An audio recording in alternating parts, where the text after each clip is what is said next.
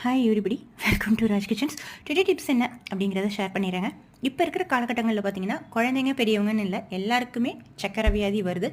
So அதை நம்ம தள்ளி போட்டு கொண்டு வரலாம், ஃபுல்லாக நிப்பாட்ட முடியாது, தள்ளி போட்டு கொண்டு வரத்துக்குரிய ஒரு சின்ன விஷயத்தை தான் நான் இன்றைக்கி ஷேர் பண்ணுறேன்.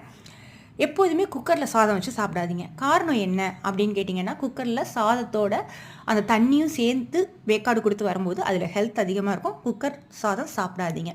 செகண்ட் ஒன், பச்சரிசி அதிகமாக எடுத்துக்காதீங்க. புழுங்கலரிசி தான் நான் ப்ரிஃபர் பண்ணுவேன். எப்போதுமே நம்ம வீட்டை பொறுத்த வரைக்கும் புழுங்கலரிசி தான் யூஸ் பண்ணுவேன்.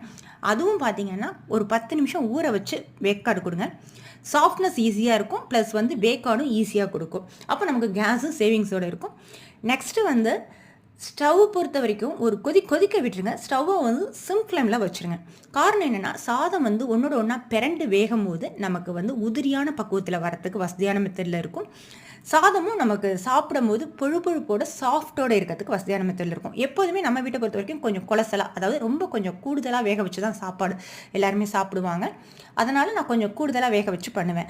ஆனால் அதே நேரத்தில் ஊற வச்ச அரிசியை பொறுத்த வரைக்கும் ஒரு 10 நிமிஷம், அதாவது முக்கால் பக்குவத்தில் சாதத்தை எடுத்து வடிக்கிற மாதிரி பார்த்துக்கோங்க. அப்படி வடித்து சாப்பிடும்போது நமக்கு பார்த்திங்கன்னா சாதமும் நமக்கு வேக்காடு கரெக்டான பக்குவத்தில் இருக்கும். எப்போதுமே சாம்பார், ரசம், புளிக்குழம்பு இது மூணுக்குமே பார்த்திங்கன்னா கொஞ்சம் பொழுப்பாக சாதம் இருக்கணும். அப்போ தான் டேஸ்ட்டு கொடுக்கும்.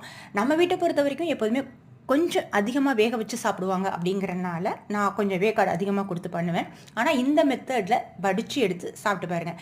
நெக்ஸ்ட்டு ஒன் வடித்து எடுத்து சாப்பிடும்போதும் தண்ணி ஃபுல்லாக ஃபில்டர் ஆனதுக்கப்புறம் எடுங்க. ஆனால் அதே நேரத்தில் ரொம்ப நேரம் கவுத்து விட்டு எடுக்காதீங்க. காரணம் என்னென்னா, அப்போ ரொம்ப நேரம் நம்ம கவுக்கும் போது நமக்கு சாதம் அதிக அளவில் வேக்காடு கொடுத்துரும், குழஞ்சிடும். அப்போ நமக்கு சாப்பாடு எடுக்கும்போது நல்லா இருக்காது. ஸோ இந்த மாதிரி